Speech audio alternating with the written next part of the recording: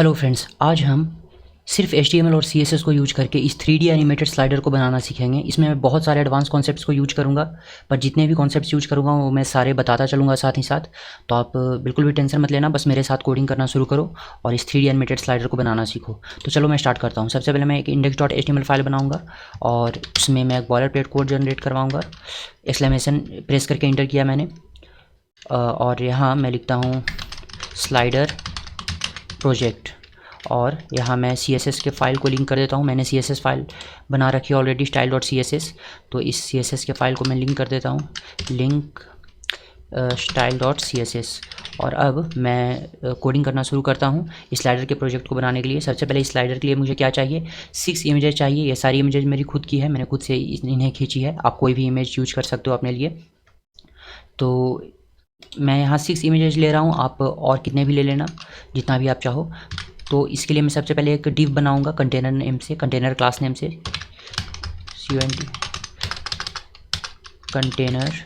और इसके अंदर मैं बनाऊंगा एक स्लाइडर डिव और इसके अंदर मैं 6 डिव्स लूँगा आइटम नाम से, इनटू 6 चाहिए मुझे। ठीक है, मैंने ले लिया। अब मैं इमेज टैग को यूज करके और यहाँ सारी इमेजेस लाऊंगा। तो मैं लिखता हूँ img और यहाँ मैं इमेज टैग को लाता हूँ image1। और इस ऑल्ट की अभी मुझे ज़रूरत नहीं है। ऑल्ट वैसे मैं लिख सकता हूँ चाहूँ तो यहाँ पे, पर इससे कोड लंबा हो जाएगा और 2 लाइन में बिखर जाएगा, तो आपको शायद समझने में परेशानी हो, इसलिए मैं ऑल्ट को हटा देता हूँ। इमेज टैग को फिर से यूज करूँगा, यहाँ इमेजेज और इस पर img2, ऑल्ट को हटा देता हूँ और यहाँ img टैग images और यहाँ मैं img3 को सिलेक्ट करूँगा और उसके बाद img4 भी इस टिप में लेते आता हूँ। इमेज टैग को यूज करूँगा, इमेजेस फोल्डर में जाऊँगा और img4 इमेज को सिलेक्ट करूँगा और उसके बाद इमेज टैग इमेजेस फोल्डर में मैंने सारी इमेजेस को रखा है, तो इस वजह से मैं इमेजेस लिख रहा हूँ यहाँ पे।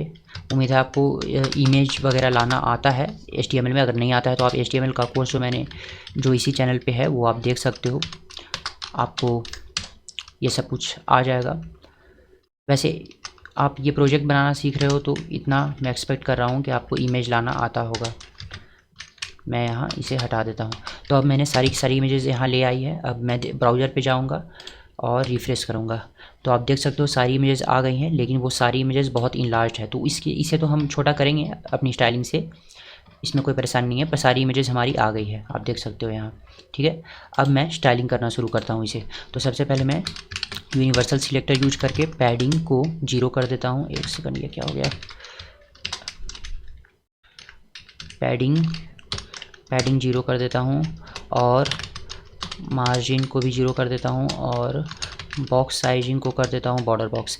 ये तो बस डिफ़ॉल्ट जो हर एक कोडिंग में हम करते ही हैं स्टाइलिंग, वो है। इसका हमारे प्रोजेक्ट से कोई मतलब नहीं है। बस पैडिंग 0 और मार्जिन 0 मैंने इसलिए किया है ताकि बाय डिफ़ॉल्ट जो ब्राउज़र अपने तरफ से कुछ पैडिंग और मार्जिन देता है वो ना दे। और बॉक्स साइजिंग बॉर्डर बॉक्स किया है क्योंकि जो मैं चाहता हूँ कि मैं जो भी बॉर्डर बनाऊँ वो डिव का जो हाइट विड्थ दूँ उसी में काउंट हो। वैसे ये ना भी दूँ तो कोई फ़र्क नहीं पड़ेगा क्योंकि मैं कोई बॉर्डर बनाने नहीं जा रहा इसमें। तो अब जो इस प्रोजेक्ट की मेन स्टाइलिंग है वो शुरू करते हैं कंटेनर से, कंटेनर क्लास से। तो मैं यहाँ लिखूँगा .dir कंटेनर और इस कंटेनर क्लास में मैं सबसे पहले देता हूँ पोजीशन एब्सोल्यूट या पोजीशन रिलेटिव देता हूँ इसे। और यहाँ मैं हाइट दूंगा, विड्थ देता हूँ, पहले विड्थ दूंगा 100% की। क्यों दे रहा हूँ विड्थ 100%, ताकि जो हमारा कंटेनर है वो पूरी की पूरी विड्थ ऑक्यूपाई करे। और यहाँ हाइट दूंगा 80 VH देता हूँ अभी फ़िलहाल के लिए, ताकि ज़्यादा जगह ना लिए 80 VH में आ जाए। और इसके अलावा अब मैं थोड़ी स्लाइडर पे भी एनिमेशन कर लेता हूँ, स्टाइलिंग कर लेता हूँ स्लाइडर को, स्लाइडर। और इस स्लाइडर में मैं पोजीशन दूंगा एब्सोल्यूट। क्यों दे रहा हूँ पोजीशन एब्सोल्यूट ये भी बताता हूँ मैं अभी आपको। देखिए, जैसे ही मैंने यहाँ कंटेनर को पोजीशन दिया रिलेटिव और स्लाइडर को पोजीशन दिया एब्सोल्यूट, तो हुआ क्या, स्लाइडर के पोजीशन एब्सोल्यूट से होता क्या, अगर मैं यहाँ रिलेटिव नहीं देता तो ये पूरे के पूरे व्यू पोर्ट पे के अकॉर्डिंग शिफ्ट हो जाता है। ये सारी इमेजेस जो हैं वो व्यू पोर्ट के अकॉर्डिंग शिफ्ट होती, लेकिन मतलब अपनी पोजीशन लेती, लेकिन क्योंकि मैंने यहाँ रिलेटिव पोजीशन दिया है तो ये जो है ये स्लाइडर वो इसके रिलेटिवली पोजीशन लेगी अपनी। ऐसा क्यों होता है? ऐसा इस वजह से होता है क्योंकि जो भी एलिमेंट हमारा पोजीशन एब्सोल्यूट लेता है वो अपने nearest non static positioned ancestor के अकॉर्डिंग शिफ्ट होता है, यानी पोजीशन लेता है। नहीं समझ में आया? देखिए फिर समझाता हूँ। पहले मैंने कहा क्या, नियरेस्ट, तो इस स्लाइडर का नियरेस्ट एंसेस्टर कौन है? ये कंटेनर है। आप यहाँ देख सकते हो ये स्लाइडर का जो नियरेस्ट एंसेस्टर है वो कंटेनर है। फिर मैंने कहा कि नॉन स्टैटिक होनी चाहिए, यानी कि उसकी पोजीशन स्टैटिक नहीं होनी चाहिए। तो इसकी स्टैटिक है क्या? नहीं है, ये तो रिलेटिव है।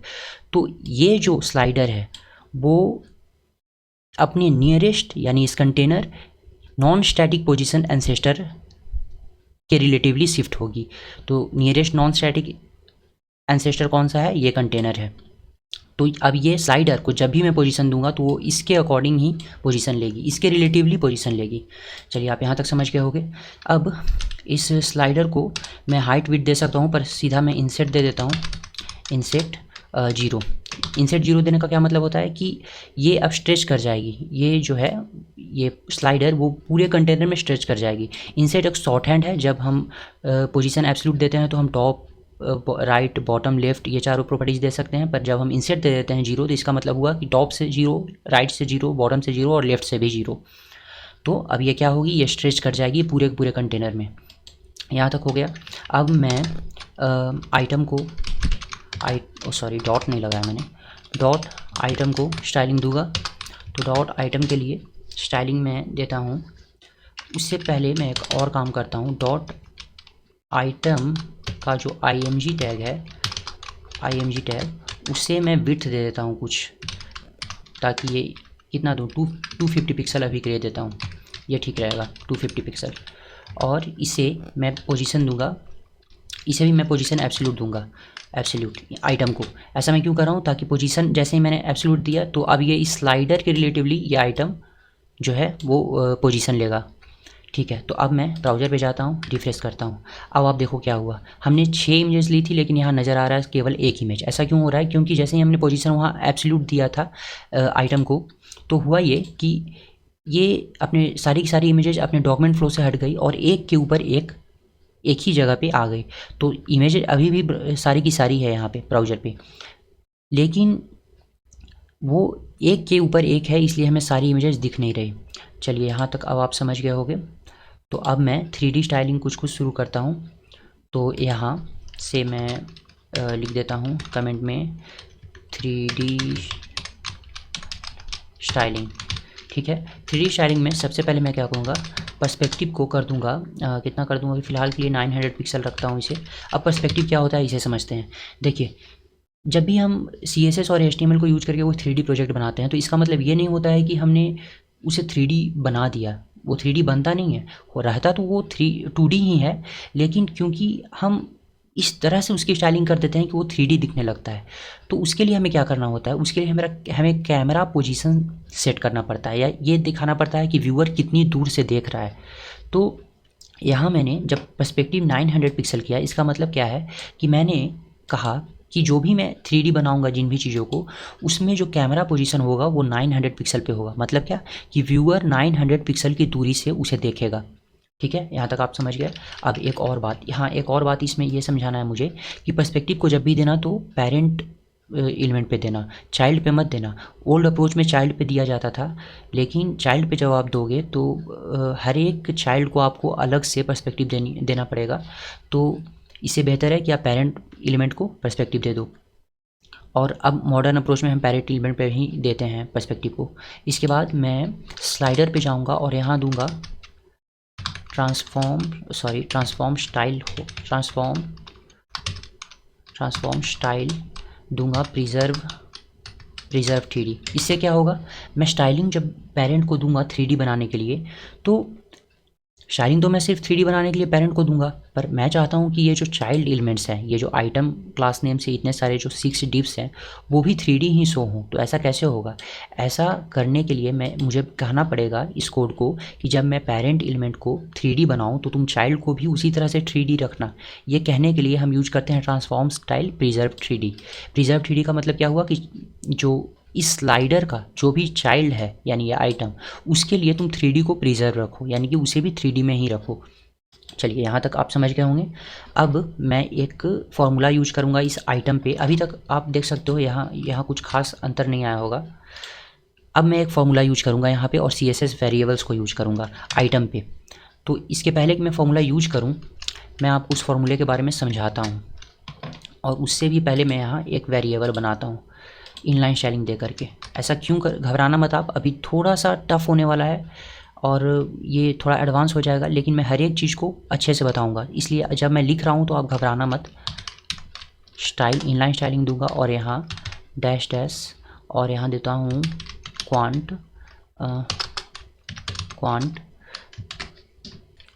6 मैंने क्यों दिया? क्योंकि ये जो आइटम्स हमने लिए हैं, डिव लिया है हमने, वो उसमें 6 ही इमेजेस हैं। अगर 7 इमेजेस होते तो हम यहाँ पे 7 लेते हैं। वैसे ये क्या है, ये क्वांट क्या है, ये इनलाइन स्टाइलिंग मैंने क्यों दिया, वो सब कुछ अभी बता रहा हूँ। ठीक है। तो अब यहाँ एक और स्टाइल टैग यूज करूँगा, स्टाइल टैग नहीं, इनलाइन स्टाइलिंग यूज करूँगा और यहाँ दूंगा डैश डैश पॉइंट और यहाँ मैं दूंगा 1। ठीक है, इसे कॉपी करूँगा, कॉपी, और यहाँ पेस्ट कर दूँगा। एक काम करता हूँ, मैं मल्टीपल कर्सर जनरेट कर लेता हूँ ताकि मुझे बार बार ये काम ना करना पड़े। मल्टीपल कर्सर मैंने कैसे जनरेट किया? ऑल्ट और क्लिक, ऑल्ट प्रेस किए रहो आप और क्लिक प्रेस करो, जहाँ जहाँ पे आप क्लिक प्रेस करोगे वहाँ पे मल्टीपल कर्सर जनरेट हो जाएंगे। ठीक है, यहाँ तक हो गया। अब मैं इन सारे को, अभी घबराना मत आप कि ये सब मैं क्या कर रहा हूँ, मैं अभी तुरंत समझाऊँगा कि ये सब क्या है, मैं अभी तुरंत ही समझाने वाला हूँ। 3 4 5 और 6। अब आप समझो कि मैंने क्या किया। देखो, मैं यहाँ पे 6 इमेजेस है ना, मैं चाहता हूँ कि ये जो 6 इमेजेस हैं वो इस तरह से कुछ हो जाएं, इस तरह से पोजीशन ले लें।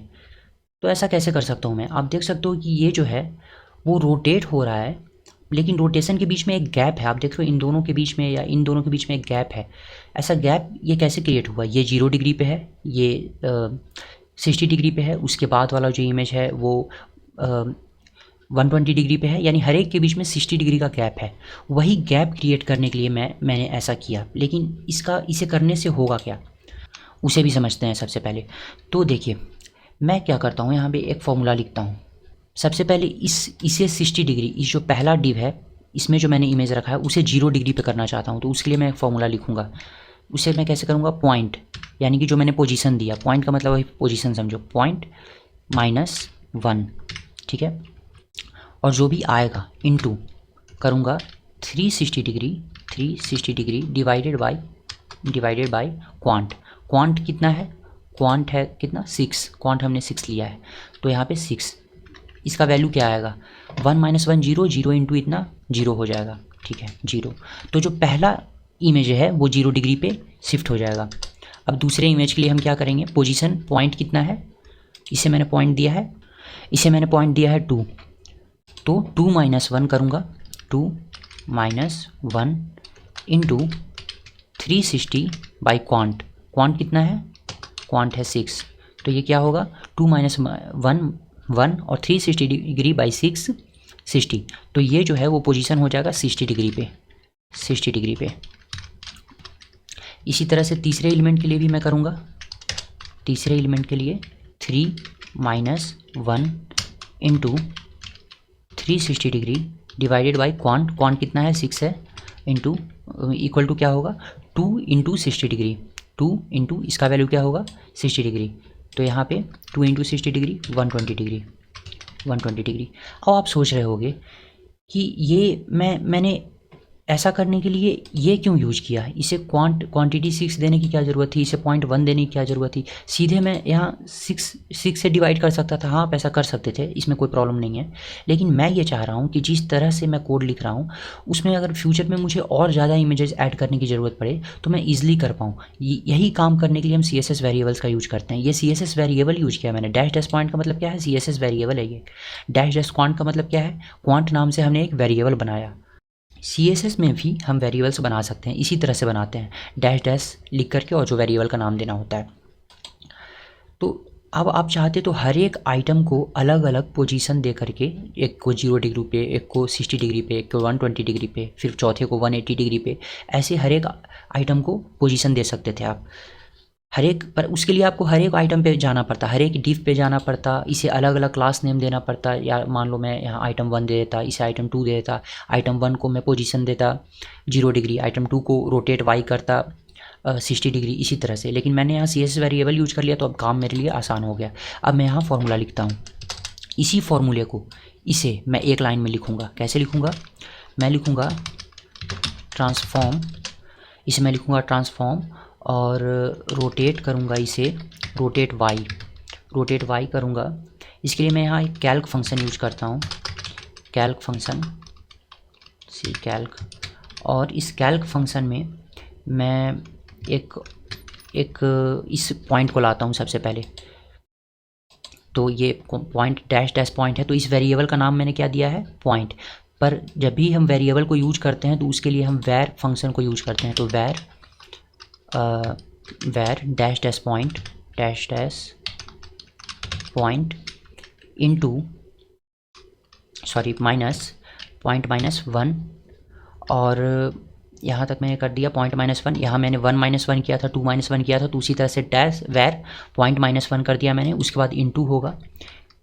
अच्छा, एक बात और यहाँ आप नोटिस करना, ये जितने भी जब भी हम कैल्क फंक्शन यूज करते हैं तो उसके बीच में जो भी ऑपरेटर्स आते हैं उसके बीच में स्पेस देना बहुत ज़रूरी है। कैल्क फंक्शन जो यूज करते हैं हम, उसमें हर एक ऑपरेटर के बीच में स्पेस देना बहुत ज़रूरी है। अगर आप नहीं देते हो तो कैल्क फंक्शन काम ही नहीं करेगा। तो उसके बाद इनटू स्पेस दिया मैंने। उसके बाद फिर एक और ब्रैकेट लगाता हूँ और 360 डिग्री डिवाइडेड बाई, एक सेकंड, मैंने स्पेस नहीं दिया, डिवाइडेड बाय, फिर वैर यूज करता हूँ और डैश डैश QUANT क्वांट, ये हो गया। तो मैंने क्या किया यहाँ, रोटेट वाई किया। ये रोटेट वाई क्यों किया मैंने वो भी अभी आपको समझाता हूँ मैं। कैल्क वैर डैश डैश पॉइंट -1, यानी कि जो यहाँ कैल्क के बाद मैं एक स्पेस दे देता हूँ ताकि दिखने में ये थोड़ा ठीक लगे। ऐसा कर देता हूँ मैं। कैल्क फंक्शन मैंने यूज किया वैर डैश डैश पॉइंट, यानी कि पॉइंट क्या है, यहाँ पे हर एक पॉइंट पर ये जाएगा। पॉइंट 1 पर पॉइंट की वैल्यू पहले 1 लेगा, फिर 2 लेगा, फिर 3 लेगा, फिर 4 लेगा, ऐसे। और उसमें -1 करता चला जाएगा। फिर इनटू होगा उसमें 360 डिग्री वाई क्वांट कितना है, 6 है। यहाँ पर आप क्वांट के जगह पर सीधे 6 भी लिख सकते थे, इसमें कोई प्रॉब्लम नहीं है। समझ गए आप। ज़रूरी नहीं आप क्वांट यहाँ एक वेरिएबल बनाओ, CSS वेरिएबल, और यूज करो। पर इससे होगा क्या कि अगर आप फ्यूचर में यहाँ 7 करते हो तो वो ऑटोमेटिकली CSS में 7 ले लेगा, आपको यहाँ चेंज नहीं करना पड़ेगा। इसलिए मैंने यहाँ CSS वेरिएबल्स का यूज किया है। अब मैं यहाँ जाता हूँ ब्राउज़र पे और इसे रिफ्रेश करता हूँ तो यहाँ आप देख रहे हो कुछ चेंज हो गया है यहाँ पे, है ना। अब मैं यहाँ कुछ और चेंजेस करता हूँ। अभी भी आप देखोगे कि यहाँ एक चीज़ की कमी है, ये इस तरह से नहीं हुआ है अभी भी। ये जो है वो इस तरह से अभी नहीं हुआ है, तो इसके लिए मैं थोड़ी और स्टाइलिंग करता हूँ।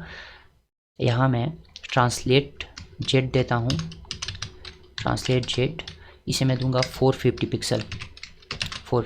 अब देखता हूँ क्या होता है। इसमें नहीं, इसमें अब आप देख सकते हो ये कुछ इस तरह का शो होने लग रहा है ना। पर अभी आप देखो तो ये जो है ये पूरे स्क्रीन पर नहीं है, ये तो आधी इमेज तो स्क्रीन के बाहर ही है। तो इसे हम थोड़ा शिफ्ट करेंगे टॉप से और थोड़ा शिफ्ट करेंगे लेफ़्ट से। तो चलिए इसके लिए मैं पैडिंग दे देता हूँ। पैडिंग किसे दूंगा, स्लाइडर को दे देता हूँ। तो स्लाइडर को हम पैडिंग देना पड़ेगा। पैडिंग सबसे पहले टॉप देता हूँ। इसे मैं टॉप से अभी फ़िलहाल के लिए 200 पिक्सल शिफ्ट करता हूँ, या 200 पिक्सल ज़्यादा हो जाएगा, 150 पिक्सल शिफ्ट करता हूँ। और पैडिंग, एक सेकंड, पैडिंग लेफ़्ट से पैडिंग लेफ्ट से देता हूँ इसे 250 पिक्सल, 250 पिक्सल। यहाँ जाता हूँ, रिफ्रेश करता हूँ, तो अब ये कुछ हद तक नीचे आ गए हैं, लेकिन अभी भी हमें इसे और थोड़ा पैडिंग लेफ्ट देना पड़ेगा। तो पैडिंग लेफ्ट को मैं और बढ़ा देता हूँ, इसे कर देता हूँ 300 पिक्सल। अब देखता हूँ क्या होता है। अब ये काफ़ी हद तक मिडिल में आ गई है, लेकिन अभी भी हमें कुछ और करना होगा। इसे अब 400 पिक्सल या 450 पिक्सल दे करके देखता हूँ। 450 पिक्सल, हाँ अब ये ठीक है। 480 पिक्सल, ठीक है, इतना रहने देता हूँ, इतना काफ़ी है। तो अब मैंने ये जो 6 इमेजेस थी उसे इस तरह से बना लिया है ना, पर अब हमें इसमें रोटेशन लगाना है, इस तरह से इसे रोटेट करना है। अभी तक अगर आपको मैंने जो कुछ भी बताया है उसमें से अगर कोई भी चीज़ आपको समझ में नहीं आ रही है, कोई भी कॉन्सेप्ट समझ में नहीं आ रहा है, तो आप मुझे कमेंट में बेझिझक लिखो, मैं उस पर डेडिकेटेड वीडियो या शॉर्ट बना दूंगा जिससे आपको समझ में आ जाएगी वो कॉन्सेप्ट। और अगर आपको इस तरह के कॉन्सेप्ट्स नहीं पता है तो आप वो भी बता सकते हो मुझे, मैं CSS की एक कोर्स ही कंप्लीट ले आऊँगा। आप बस अगर आपको कोई कॉन्सेप्ट नहीं समझ में आ रहा है तो आप कमेंट में उस कॉन्सेप्ट का नाम लिखो, मैं उस पर वीडियो बना दूंगा। और अगर आपको CSS की पूरी कोर्स ही चाहिए तो आप CSS कोर्स कंप्लीट ट्यूटोरियल लिख दो, CSS कंप्लीट ट्यूटोरियल, मैं CSS का एक कंप्लीट ट्यूटोरियल ले आऊँगा। वैसे मैंने CSS का कंप्लीट ट्यूटोरियल का सिलेबस बना करके रखा है, बस मैं उसे अपलोड नहीं कर रहा क्योंकि मुझे लगता है कि पहले से ही यूट्यूब पे बहुत सारे CSS ट्यूटोरियल्स अवेलेबल हैं, तो शायद लोगों को नए CSS ट्यूटोरियल की ज़रूरत ना हो, इसलिए मैं नहीं बना रहा। तो अब मैंने यहाँ तक कर लिया, अब इसे रोटेट करने का काम करते हैं हम। तो रोटेशन करने के लिए मैं स्टाइलिंग दूंगा इसे, सॉरी एनिमेशन लगाऊंगा इसमें। पर्सपेक्टिव मैंने दिया है, यहाँ ट्रांसफॉर्म स्टाइल प्रिजर्व 3D है, चलिए सही है। अब रोटेट करने के लिए हमें क्या करना होगा, देखिए ध्यान से समझना। ये जो है इन सारे के सारी इमेजेस को रोटेट करना है ना, तो क्या मैं इन इमेजेस पर एनिमेशन लगाऊं? अगर मैं इमेजेस पर एनिमेशन लगाता हूं तो हर एक इमेज के लिए मुझे एक अलग एनिमेशन लगाना होगा। तो अगर आपको इस पूरे के पूरे सिस्टम को घुमाना हो तो आप क्या घुमाओगे? हर एक इमेज को घुमाओगे या फिर इस ये जो इमेज है उसके एक्सिस को घुमाओगे? तो आप कहोगे सीधी सी बात है, हर एक इमेज को घुमाने से अच्छा है कि बस एक्सिस को घुमाया जाए। तो मैं एक्सिस को घुमाता हूँ। एक्सिस क्या है? इन सारे इमेजेस का एक्सिस क्या है? ये इतने सारे मैंने डिप बनाए हैं, इसका एक्सिस क्या है? इसका एक्सिस है ये स्लाइडर। इस स्लाइडर से ही बंधा है ये 6 का 6 इमेज, तो मैं इस स्लाइडर को ही घुमाऊंगा। तो चलिए मैं इस पर एनिमेशन लगाता हूँ। एनिमेशन का नाम मैं रखता हूँ run animation name. Animation duration देता हूँ अभी फ़िलहाल के लिए 20 second. Animation name, animation duration, animation timing function देता हूँ लीनियर, और एनिमेशन आइट्रेशन काउंट देता हूँ इनफाइनाइट। ठीक है, अब मैं एनिमेशन के लिए की फ्रेम डिसाइड करूँगा। तो की frame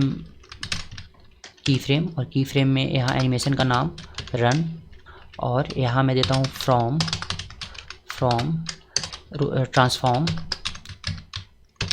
transform rotate y 0 degree से to transform rotate y 360 degree. ठीक है, सेव किया मैंने, ब्राउज़र पे जाता हूँ, रिफ्रेश करता हूँ, एनिमेशन अच्छे से लग गई है। आपने देखा कितना ईजिली हमने इस प्रोजेक्ट को बना लिया। ये काफ़ी इजी प्रोजेक्ट था, ऑल्दो इसमें बहुत सारे एडवांस कॉन्सेप्ट्स यूज हुए हैं, पर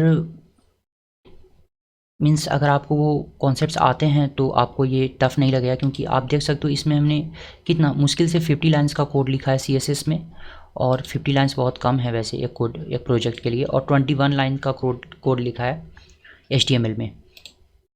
अब आप चाहो तो इसमें खुद से अलग अलग और चेंजेस भी कर सकते हो, जैसे यहाँ ट्रांसलेट जेड के साथ आप रोटेट एक्स भी दे सकते हो, रोटेट वाई के साथ। अगर मैं रोटेट एक्स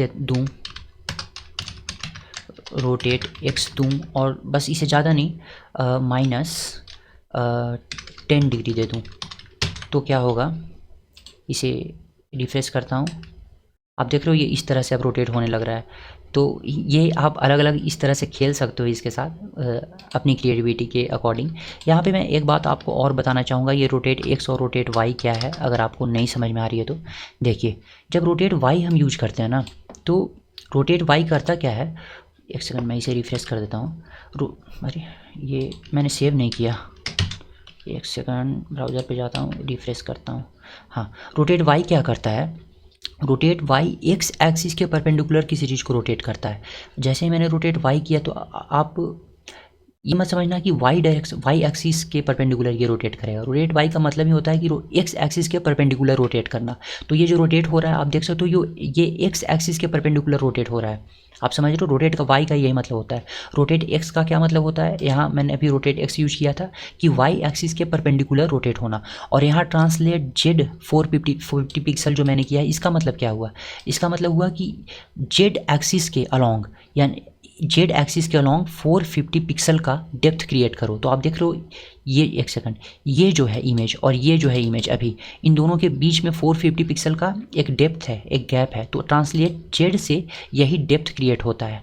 तो ये था पूरा का पूरा। और कैल्क फंक्शन के बारे में तो आपको पता ही होगा। कैल्क फंक्शन हम यूज करते हैं CSS में कैलकुलेशंस करने के लिए, फार्मूले को, किसी मैथमेटिकल फार्मूला को लिखने के लिए। जैसे मैंने यहाँ पे ये फार्मूला यूज किया है ये, तो इसके लिए मैंने कैल्क फंक्शन यूज किया। तो यही था, ये सिंपल सा प्रोजेक्ट छोटा सा। अगर आपको इस प्रोजेक्ट में कोई कॉन्सेप्ट नहीं समझ में आई हो तो आप मुझे कमेंट में बस उस कॉन्सेप्ट का नाम लिख करके बोलो ट्यूटोरियल कि, जैसे मान लो आपको ये ट्रांसफॉर्म का कॉन्सेप्ट नहीं पता है तो ट्रांसफॉर्म ट्यूटोरियल लिख दो। मैं ट्रांसफॉर्म ट्यूटोरियल पे एक वीडियो बना दूंगा, या कोई भी कॉन्सेप्ट नहीं पता हो तो उस पर एक वीडियो बना दूंगा, आप कमेंट में मुझे बताना। और इसके अलावा अगर आप और इस तरह के प्रोजेक्ट चाहते हो, जैसे रोटेटिंग 3D क्यूब या रोटेटिंग टेसरैक्ट क्यूब इस तरह का, या फिर कार्ड स्लाइडर, तो जो भी जिस भी तरह का आपको प्रोजेक्ट चाहिए वो आप कमेंट में मुझे बताना। मैं उस तरह का प्रोजेक्ट का एक फुल ट्यूटोरियल ले आऊँगा। तो ठीक है, आज के वीडियो में इतना ही। नेक्स्ट क्लास में आपसे फिर से मिलता हूँ नेक्स्ट ट्यूटोरियल में। आप कमेंट करना, उस पर मैं ट्यूटोरियल बनाऊँगा। तो थैंक्स फॉर वॉचिंग।